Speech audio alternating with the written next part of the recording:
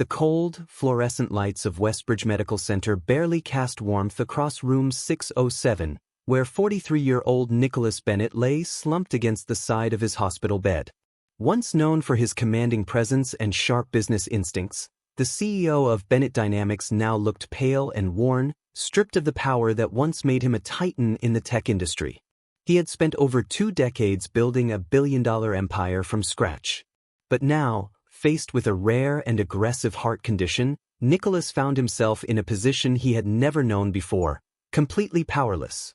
For the last 20 days, he had politely, but firmly, declined every suggestion from the hospital staff. The prognosis wasn't hopeless, not by a long shot. Yet, somewhere deep inside, he had let go of the will to fight. Some blamed the physical toll of his illness. Others, the emotional weight he carried after a bitter divorce 2 years prior. But the truth was simpler and far more painful. Despite all he had built and all he had earned, Nicholas could not name a single person who would truly miss him if he died. That kind of loneliness had a way of digging in and not letting go. Dr. Madeline Reyes, a 37-year-old cardiologist with a reputation for being both brilliant and deeply committed to her patients, had been observing Nicholas from a distance. Known around the hospital for her unconventional methods and unshakable dedication, she had personally requested to be assigned to his case. She didn't believe in giving up, not on her patients, and certainly not when the outcome could be turned around with the right intervention. When Dr. Reyes entered room 607 for their first official consultation, she was struck by the emptiness in Nicholas's eyes. He wore the polite expression of a man used to controlling every room he walked into, yet behind that facade was a hollowness she had seen only in those who had stopped believing in tomorrow. She had read his medical chart front to back. His condition, though serious, was far from untreatable. A careful combination of surgery, medication, and therapy could very well save his life. But that would only happen if Nicholas decided it was worth saving. "Mr. Bennett," she said gently, taking a seat near his bed with a kind of calm authority that couldn't be faked. "I'm Dr. Reyes. I'll be overseeing your cardiac care." He glanced at her, eyes cool and detached. "Doctor, I appreciate your time. But I've already made my decision. I'm not interested in dragging out a life that's already run its course." Madeline didn't flinch. She studied his face for a moment before responding. "May I ask what led you to that conclusion? As I understand it, you've built a successful company that employs thousands. That doesn't sound like a life without meaning." Nicholas let out a dry, joyless chuckle. "Success without purpose is just expensive emptiness, Doctor. I spent 43 years accumulating money and influence, but I never figured out how to build anything that actually mattered." She leaned in slightly, her voice soft but unwavering. "What if I told you I disagree? What if I told you I see someone whose life still has incredible value, someone who just needs to give himself permission to begin again?" Nicholas turned his head away. "You don't know me, Dr. Reyes." "That may be true," she replied, offering a quiet smile. "But I've been doing this job long enough to know when someone's heart is giving up for reasons that have nothing to do with medicine." Over the next several days, Madeline began to shift her approach. Rather than focusing solely on procedures and medications, she started having real conversations with Nicholas. They spoke about his childhood, his early days in business, the pain of watching his marriage fall apart, and the quiet ache of waking up alone every morning. He told her about the loneliness that wealth had brought him, how the more he achieved, the more people seemed to want something from him, and the less they cared about who he actually was. He confessed that the divorce hadn't just left a scar, it had destroyed his last shred of belief in human connection. During one of their evening talks, Madeline said something that lingered with him long after she left the room. "You keep talking like your life is already over. But what if this diagnosis isn't the end? What if it's the beginning? What if it's the universe's way of giving you another shot to find out who you could be if you lived with different priorities?" For the first time in weeks, Nicholas looked forward to her visits. There was something about the way she spoke to him, not like a patient, but like a man worth saving. She didn't pity him. She challenged him, gently but firmly, like she was trying to remind him of a version of himself he had forgotten long ago. One afternoon, as she checked his vitals, Nicholas asked her, "Why are you spending so much time with me? I'm sure you've got other patients who actually want to get better." Madeline paused, then answered simply, "Because you matter. Whether you believe it or not, you matter. And I think you just forgot how to feel that." Nicholas didn't reply right away. He looked away, pretending to be focused on something outside the window. But the truth was, her words hit harder than he expected. Something in him stirred, a memory, a flicker of purpose, or maybe just the unfamiliar comfort of not feeling completely alone. He didn't know what it meant yet, but for the first time in a long time, he felt like maybe, just maybe, he wasn't done. Dr. Madeline Reyes sat quietly beside Nicholas's bed, her expression shifting into something more serious and deliberate.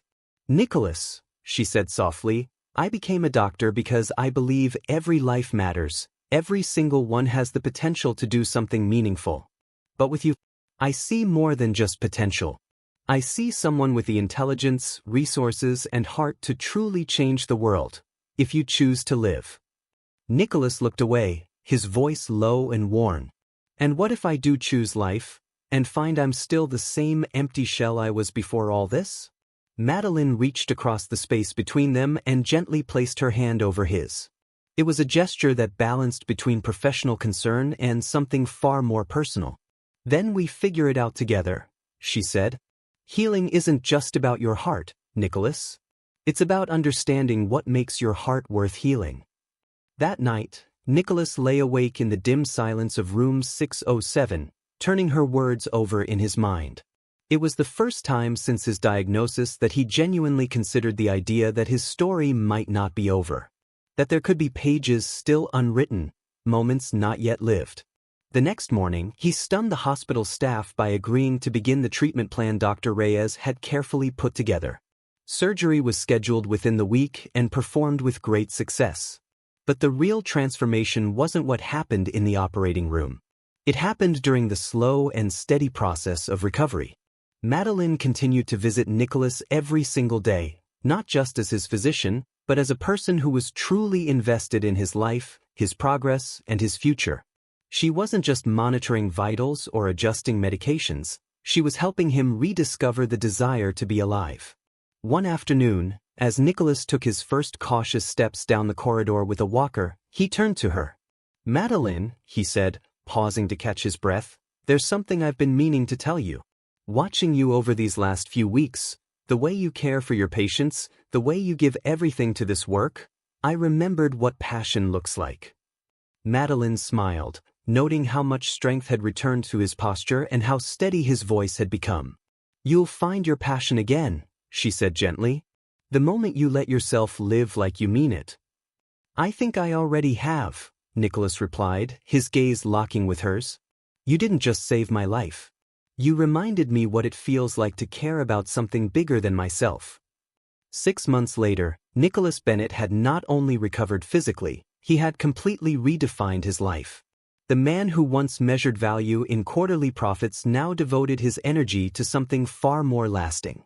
He restructured Bennett Dynamics from the ground up, shifting the company's focus towards sustainable technology and ethical innovation.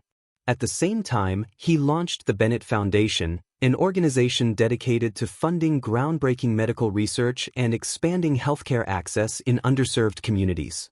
Dr. Reyes became an integral part of the foundation, helping to lead its medical initiatives. What began as a professional collaboration soon blossomed into something deeper. Their shared commitment to helping others had forged a bond neither of them had expected, but neither could deny.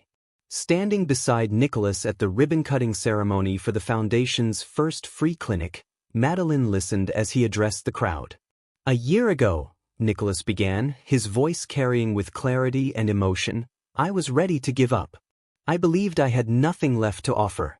But then someone reminded me that the heart isn't just a muscle that pumps blood, it's the center of everything that makes life worth living." He looked over at Madeline, who smiled warmly back at him.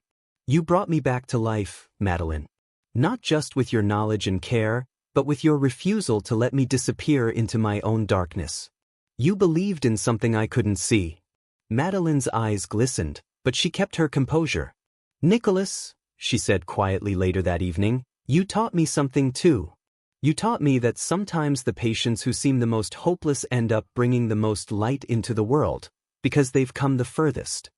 2 years later, on a clear spring morning, Nicholas and Madeline stood hand in hand in the garden courtyard of a newly built children's hospital, funded entirely by the foundation.